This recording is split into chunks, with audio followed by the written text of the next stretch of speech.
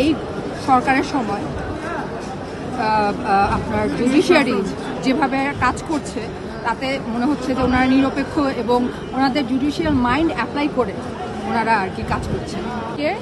Doctor Shirin Sharmin Chowdhury প্রাক্তন speaker, ওনার জামিনের জন্য আমরা আবেদন করেছিলাম এবং ওনার স্বাস্থ্যগত ওনার গ্রাউন্ডস আমরা নিয়েছি, ওনার স্বাস্থ্যগত কারণ এবং ওনার ক্লিন ইমেজ এই প্রসঙ্গে এসেছে। মাননীয় আদালত আমাদের দাখিল করা গ্রাউন্ডসগুলিতে সন্তুষ্ট হয়ে ওনাকে জামিন দিয়েছেন এবং এর জন্য আমরা আদালতের কাছে খুবই কৃতজ্ঞ। এবং আমি আরেকটা কথা এই প্রসঙ্গে বলতে চাই যে এই সরকারের সময় আপনার জুডিশিয়ারি যেভাবে কাজ করছে তাতে মনে হচ্ছে যে ওনারা নিরপেক্ষ এবং ওনাদের জুডিশিয়াল মাইন্ড অ্যাপ্লাই করে ওনারা আর কি কাজ করছেন।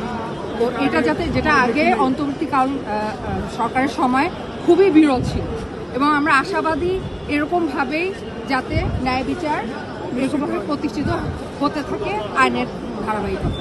যা আমাদের যে শর্ত দিয়েছেন ওই ব্যাপারে আমরা ওটা সব পূরণ করে আমরা বেল বন্ড দাখিল করেছি। এবং উনি এই গত 2 বছর এই ঘরবন্দি থেকে ওনার অবস্থা আরও খারাপ হয়েছে। তো এই হেলথ ইস্যুতে এবং উনি যেহেতু নারী এবং ওনার ক্লিন ইমেজের কথাও আমরা বিজ্ঞ আদালতকে জানিয়েছি। তো বিজ্ঞ আদালত তার যে বিজ্ঞ আদেশ দিয়েছেন সেখানে উনি পরিষ্কারভাবে উল্লেখ করেছেন যে ডক্টর শিরিন শারমিন চৌধুরীর বর্তমান স্বাস্থ্যগত অবস্থা বিবেচনা করে আমরা ওনার জামিনের সিদ্ধান্ত নিয়েছি এবং সেভাবে জামিন দিয়েছি। তো আমরা এখন বেল বন্ড সাবমিট করতে বলেছি, আমরা বেল বন্ড সাবমিট 50,000 টাকার একটা বেল বন্ডের কথা বলেছেন আদালত, সেটা আমরা কমপ্লাই করব।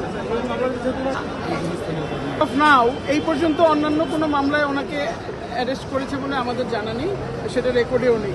তো সেই ক্ষেত্রে আমরা আশাবাদী উনি হয়তো জামিন যেহেতু দিয়েছেন এই মামলায় উনি হয়তো বেরোবেন। উনি না, এটা আসলে বিজ্ঞ